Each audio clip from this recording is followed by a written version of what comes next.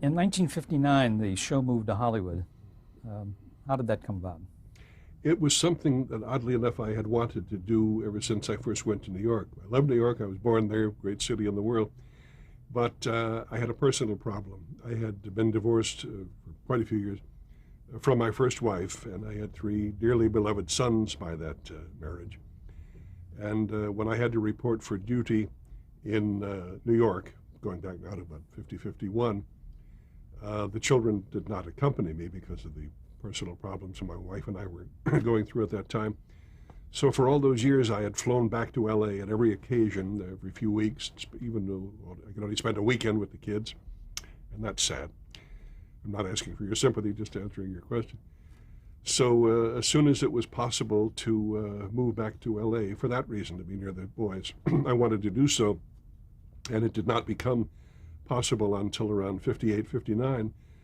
So one day I just told our whole gang, there were about 60 people on the show, sorry to interrupt your personal lives, but we'll be moving the show west. I naturally checked with NBC. They didn't care where we did it.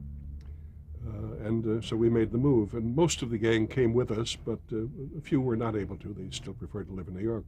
Did this change the show in any way? I don't think in any important way. By then we had some different writers, and that shaded things a little differently.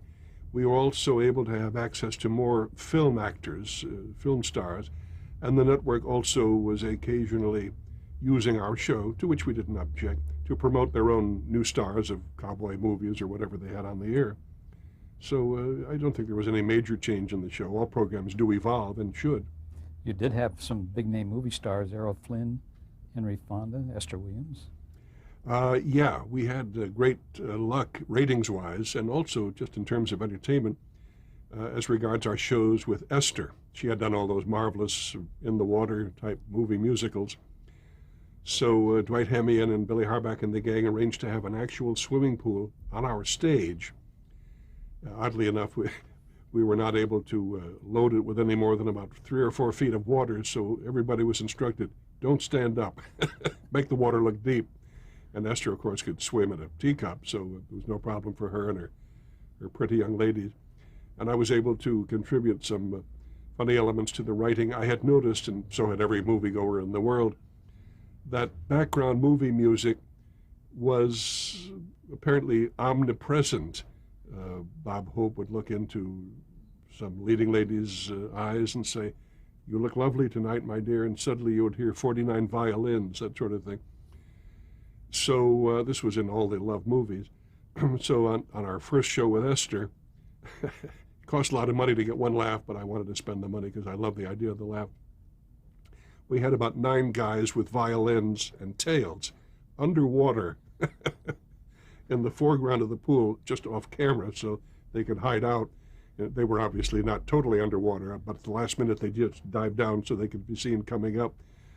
So Esther and I were doing some, I don't know, silly love scene, and I said, you look lovely tonight, my dear, and suddenly these 9 guys with violins come up and start. The violins were already recorded because you can't play a wet violin, but it was a funny sight gag. In 1961, this show switched to ABC. Mm-hmm. Why?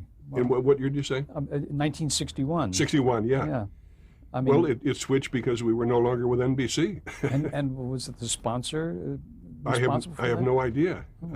As I said earlier, I've never known why any of my shows ended. I've always assumed that somebody would have liked to get a higher rating. And it was called The New Steve Allen Show. Yeah. What else? The old Steve Allen Show. That brought up a fascinating situation. The show was picked up by NBC partly because of my good friend Dan Melnick, who, as we were earlier related, started as a gopher and cue card holder on my shows for CBS back around 1951, had now become important in the programming department of the ABC network, and he always loved whatever we did. So the network had already offered me they wanted me to go back to a late night talk show thing, but I didn't want to. Once I had been doing the more important work, it seemed to me a step backwards. Later I would see it as a better idea, but at that time I didn't. So he said, okay, then let's have you do something in prime time. I said, now you're talking. So at that time, just about coincidental with his kind offer, which we accepted, a gentleman, Tom, isn't this awful? I can't recall his name. Very nice fellow, socially. Came in, and he was running the ABC network. No, McDermott. Hmm? Tom McDermott? Could have been. I believe it was an Irish name. Yeah. And whatever the name. Yeah. Anyway, I had never heard of him before, and I had a very good reason for not having heard of him. This is like a made-up story in a Mel Brooks or Woody Allen movie, but it was true. What the gentleman had done to earlier distinguish himself was to run, prepare for a laugh, Forest Lawn. See, that's funny. I didn't say it was funny, it just is funny. So he had done such a great job running a graveyard that they made him the head of the ABC programming department. He had nothing to do with deciding to put me on the air, and apparently when he heard about the idea, he didn't like it. I never have known why. And he made his displeasure very quickly evident when, after our second show, he canceled the program. He canceled the program. Now, we'd already been a hit for 4 years and so forth on NBC, so there was no question that the show was good. And we had a lot of new faces that year. We brought in Jim Nabors and some other new faces along with our regular gang. And the reason he did that, outside of the fact that apparently he didn't think it was such a great idea in the first place, was that we opened with very low ratings. And it was nobody's fault because it was the same old show. But I later heard from people that said, "What are you doing now?" And I said, "Oh, I'm ABC Monday nights." They said, "Really? I never heard about it." They had done substantially no promotion, whatever, so hardly anybody knew that we were there for their, dining and dancing pleasure. So of course we had a lousy rating. Also, we were opposite whatever was the #1 show, at Wagon Train or one of those steamroller shows. It was Well, they didn't keep you in the Ed Sullivan spot on that. No, that had been during the NBC days. So, as a matter of fact, even while I was still at NBC the last year, we were on, I think, Wednesday nights doing another kind of thing. Excuse me one second. It's okay. Well, after that cancellation, you went with Westinghouse. There's a little more to the story. Okay, excuse me. Sure. So we were canceled on our second show, but we had a contract for 26 weeks, which raised an interesting philosophical and legal question. So the fellow who was my business manager at the time said, "Sorry to deliver such bad news, particularly because we just did 2 good shows, but nevertheless, that's the end of that story." And I said, "What about our 26-week guarantee, a contract?" He said, "They want to cancel it." I said, "I want to go out with Sophia Loren tonight or whatever anybody might want, but you can't do that. It's not legal." He said, "Yeah, that's true." He said, "If you insist on it, they will have to pay you." Anyway, to get to the adult story over with, we compromised. They paid me for 13 weeks. And they really wanted to get me off the air that fast. What they were going to replace me with, God knows. But I said, "No, I'll take half the money and we'll do 13 weeks. Well, here's the comedy end of the story, comic tragic. Every week our ratings went up, so that by the time the 13th week arrived, we had good ratings. But by then it was too late. The decision had been made. So another adventure in the television vineyards. And if only they had changed network executives, you might have still been on the air with that show. Yeah, it was Tom What's-His-Name's decision and his alone. Then you went into syndication. You did a syndication show for Westinghouse. Mm-hmm. The Steve Allen Westinghouse show, which started in 1962. Mm-hmm. Did they come to you with an idea, or how did this happen? Yeah, they called me. I can't remember very many instances, if any, where I was looking for work myself. People just heard I was in town and called me up. So they did, the Westinghouse people.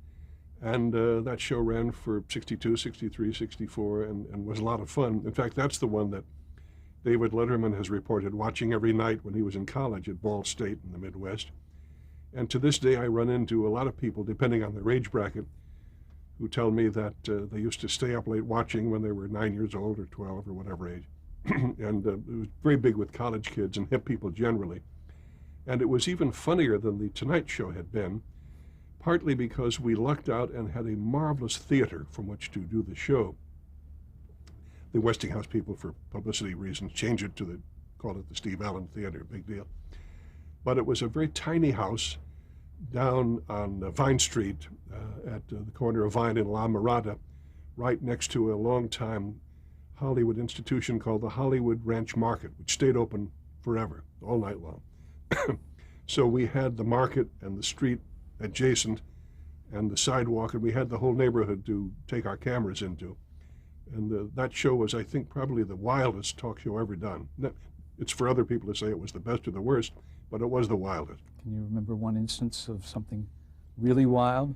Well, it was wild almost every night, so I'll try to recall a specific or two.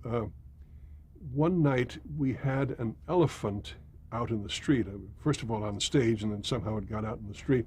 And the gimmick for that night, we were supposed to have a tug of war with an elephant. Why? I never asked. We just did the stuff. And we had pitted against the elephant, about 14 of us holding the other end of the rope, and the elephant won, which wasn't too important, except he got so excited about beating us that he ran away down the street all by himself with his trainer running after him, yelling, "Hold it," you know. And this did not go over too well with the neighbors, who had never seen an actual elephant run down their street before and bump into their cars and stuff. So a few nights later, we brought in another elephant, and this time the gang thought it would be interesting if I were dressed as Tarzan. So I said, okay. So I was dressed the typical, you know, Tarzan thing with the black wig and the headband. I looked like Tarzan. And when I went out in the street, I forget what I did with the elephant. Probably told him to get lost. But how or why, I don't remember. But I ran down the street myself and climbed a tree. I figure if you're Tarzan, the least you should do is climb an occasional tree. So I climbed an actual tree, not a prop. It was in the front of somebody's house. And at this point, a comic element was introduced, which had not been planned, and I didn't even know about till later. Whoever was in charge of wardrobe had gotten me a Tarzan outfit that wasn't form and tight-fitting the way all Tarzan clothes should be. There was a lot of visible area down around my Krellman, and nothing terribly poor taste happened, except that you could see my shorts under under the Tarzan outfit, which isn't funny as a story, but it looked hysterically funny because I was up in the tree and the camera was shooting up that way. And also there was some old woman in the window yelling at me to get the hell off her property. So we used to get a lot of free comedy that way because of the neighbors being annoyed. Let's just talk a minute about syndication as opposed to network. Network, you were going out to the entire nation at one and the same time. Syndication, you were being seen on a delayed basis in other cities? Oh yeah, all tape shows are delayed, at least I assume they are. So this was taped? Yeah. How did you feel about videotape at that point? That part didn't really matter because the show was never different. I just did it straight ahead for the 90 minutes, and it was 90 then, not 60. So I didn't care whether we were taped or live. The one thing that was a minor distraction, or perhaps sometimes an annoyance, was that depending on the strength of the local station that carried us, we either did great or not so hot. It wasn't our fault. It was the same show every night, but we might be top rated in Philadelphia and not so lucky in Cleveland, which was maybe carrying us at 2 in the afternoon. Most of the cities had the wisdom to put us in late night, where the show was designed for. And in a number of cities, I should say, we were in fact opposite the Tonight Show. And it was very nice of Johnny, whose show was also taped by that time. And he would occasionally come over and appear on my show, even though knowing that in Chicago and Denver and Seattle, we were opposite his show. In fact, we used to take advantage of that fact and confuse the listeners sometimes as to what show he was on at what time and so forth. But again, if you're in a syndicated situation, you might be the biggest thing that ever hit Chicago, but not that popular in Detroit. But you were very popular because you were on quite a few years with that company. Yeah, that ran for 3 years, and then after that I went back to my old home, CBS, and did the I've Got a Secret show. Before we leave the Westinghouse show, Alan Sherman was your producer. Was he the song satirist? Yes, that was the famous Alan Sherman, Hello Mudda, Hello Fada, that guy who wrote the great parodies. Had you worked with him before? Yes, I had first known Alan in New York in the old Goodson Todman days. His story is fascinating for those interested in the history of television. He created, and with a partner of his, the program called I've Got a Secret, which parenthetically featured Jane as a panelist for its first 7 years. And the story of what he was paid for his services is worth looking into, but I won't get off into that at the moment. So he and I knew each other from those old days. He and a fellow named Gil Fates, who worked with the Goodson Todman group, and Chester Feldman would come up with the marvelous ideas for those shows. So later, when Alan heard that the Westinghouse people wanted me to do a show, somehow his name came up as a possible producer, and I knew he was very creative. So I said, yeah, I vote yes. I didn't have the sole vote because it was Westinghouse's money. But I said, I think it would be a nice idea. He's certainly a creative guy, as he always was. I was moderately helpful in getting his marvelous comedy things off the air later as recordings. off the ground, not off the air. Right. And anyway, to my surprise, Alan, who I rated 100 on the creativity scale, turned out to be, as a producer, a bit disorganized. So then there ensued a fight between Westinghouse on the one hand and myself on the other. I tried to defend him and say, he's learning the ropes, give him a break. But there was considerable confusion in the studio. There were details that a producer should have known about, which he didn't. And those things cost money. So eventually they said, we're sorry, we love him too, but he's not going to be your producer any longer. So I lost that fight. And so he left the show after, 2 or 3 weeks. But I later would often bring him back as a guest. He was always funny. Very funny guy. Then you brought in Milt Hoffman to take over. I mean, I guess Westinghouse did. Mm-hmm. And you had Stan Burns again as a writer. Yes, I had sent for Stan as soon as I got into the the harness again. Herb was no longer available at that point. I forget why. But by then Stan had another partner, Mike Marmer, another very clever comedy writer. So they dreamed up a lot of those crazy stunts that the Westinghouse show became famous for. Playing the piano, swinging on a construction crane. Yeah, we used to do a lot of routines, some of which were literally dangerous and some of which scared me to death. But I did them anyway. Out in the street, or either on Vine Street or on La Mirada Street or at the market across the street. What about the one with the tea bags? Tell us about that. Well, that wasn't dangerous. It was just yicky, or yickety, as I say. That was one David Letterman got a kick out of and would recreate himself years later.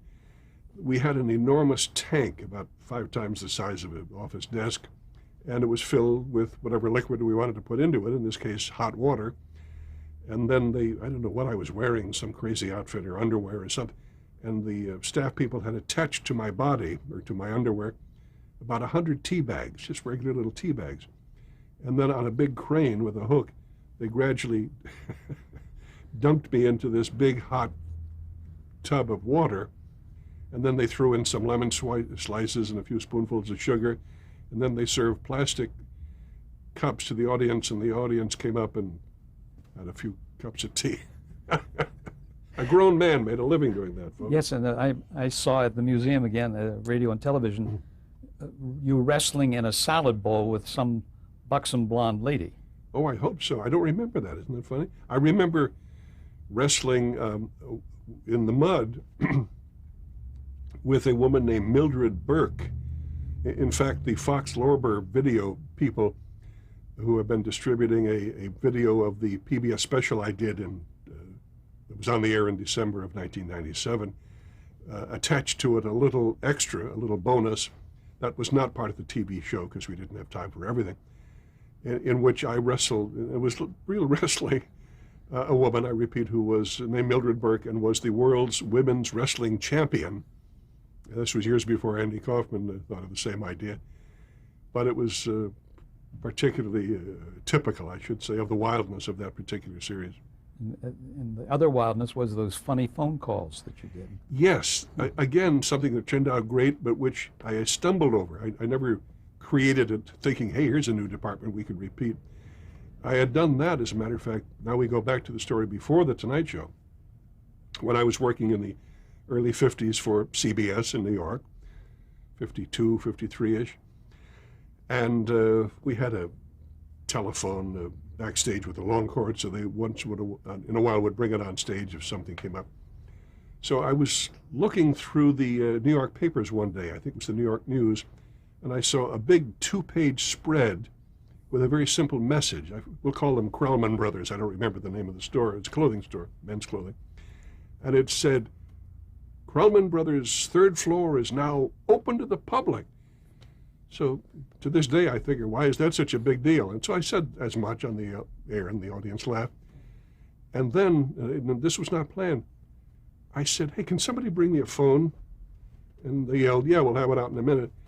So I said, why don't we call up Krellman Brothers and ask what's the big deal about that we now get on their 3rd floor? Why couldn't we get in yesterday? Questions of that sort, philosophical questions, not jokes. So the audience said, yeah, give them a call. So I called them and I said, hello, is this Feldman Brothers? Yes, it is. Very brusque. And I said, I just saw your ad in the Daily News and it says we can get into your third floor now. Is that right? He said, yep. And I said, why couldn't we get in there before? And he said, oh, wise guy. And he hung up on me. Now, millions of people were watching him, but he didn't know this, watching me talk to him. So I had to call him back 4 times. He kept hanging up on me. He'd listen for one question and then go, damn it, and hang up. Well, hysterically funny. I mean, the audience was laughing. So I finally got him to hang on the phone at the last attempt. And because I later learned friends of his kept phoning him and saying, dummy, will you stop hanging up on Steve Allen? He's trying to give you $1 million worth of publicity. Talk to the man. Answer his question. So that played so well, I realized we had accidentally discovered something. So thereafter, I did the funny phone calls on that show and then later on The Tonight Show. But it paid off the best of all on the Westinghouse show. I never know why. Who knows about timing? There was this famous market across the street, as I've said, the Hollywood Ranch Market. And like many markets in our country, they had a bulletin board on the side wall in which people would post little personal notices. Wanted to share the expenses driving to Denver Thursday night or whatever. Wanted room to rent, want piano to rent, want girl to help with the light cooking and whatever. And we would just borrow these cards for the evening, take them to me on stage, and I would call the people who placed the ads. So that's how that started. And then somebody the shows were taped, so we had the audio tape of all these. And then later, we realized that we had raw material for a great comedy album.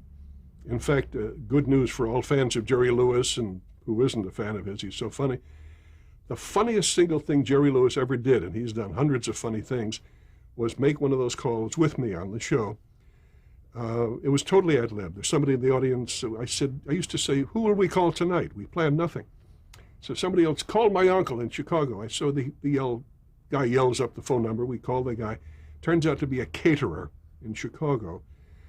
And I don't remember what I said. I talked to him for a minute or two, got a few laughs, and I said, we have a Mr. Zellman here who would like to place an order. Is that okay with you? And he said, yeah, sure, put him on. Now, it's Jerry Lewis, but the man never recognizes that it's Jerry.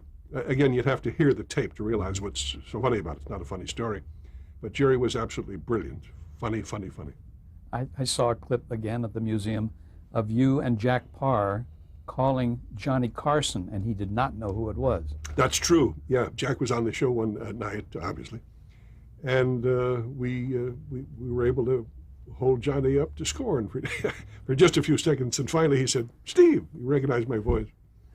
You had some really memorable guests appearing on the show. Henry Miller. Yes. Woody Allen. Yeah. You want to talk about any of those? Well, yeah, Woody made what might have been his first TV appearance. I don't really know whether it was or not. I'd never heard of him before that point. And we had Bob Dylan, and again, it might have been his very first TV thing. I think it was. Was it? Mm-hmm. So we, at that point, in our third year, had a new-to-us producer named Daryl Duke, a Canadian gentleman. And he was married to a charming black woman who had personal and professional connections in the music business and the recording industry. So she brought the Supremes to our attention, and they were on the show. And she was helpful in making certain bookings of then uprising people. What fun you had. Yeah.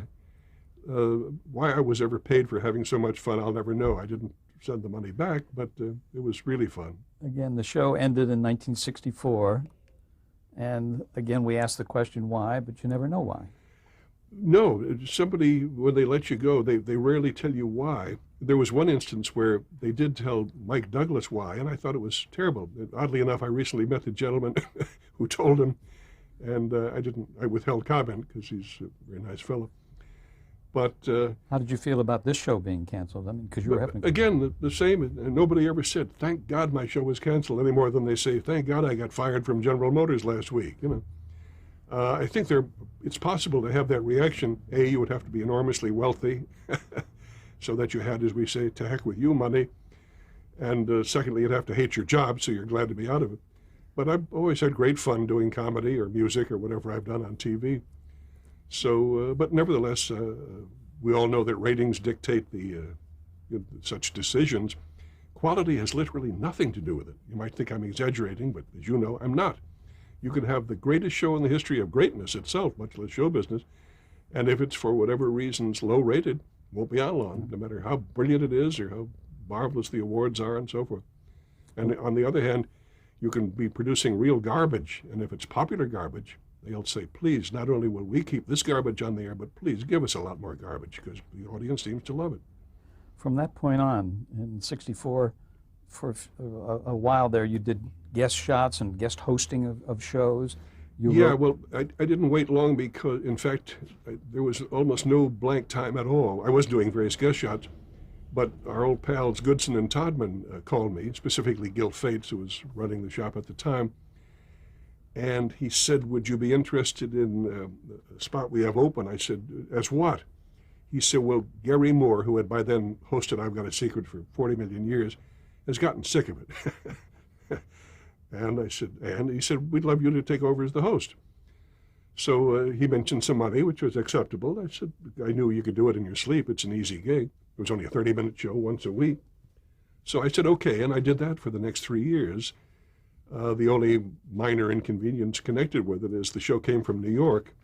So believe it or not, CBS really wanted me. I think it was Hubble Robinson at the time, one of those guys. He said, of course, we will expect you to fly to New York every week to do the show. I think it was on Monday, whatever. And I said, well, then I said, I will have to decline because I'm doing a lot of stuff out here, a lot of books, a lot of albums. I can't go there every week. It takes 2 or 3 days to travel, blah, blah. So we compromised. I went to New York every 2 weeks, did one show live, stayed in the studio with the same audience, and then we just did another half hour, which they would then put on the air a week later. So it was a fun 3 years. But again, it was just that same pattern. As soon as one door closes, I don't even call anybody. Somebody else calls me up right away and says, how would you like to do so-and-so? And you were doing movies. You did the Carl Reiner movie, the comic. Yeah. You did the Benny Goodman story. Yeah, the Benny Goodman story was 8 weeks of hard work, but great fun.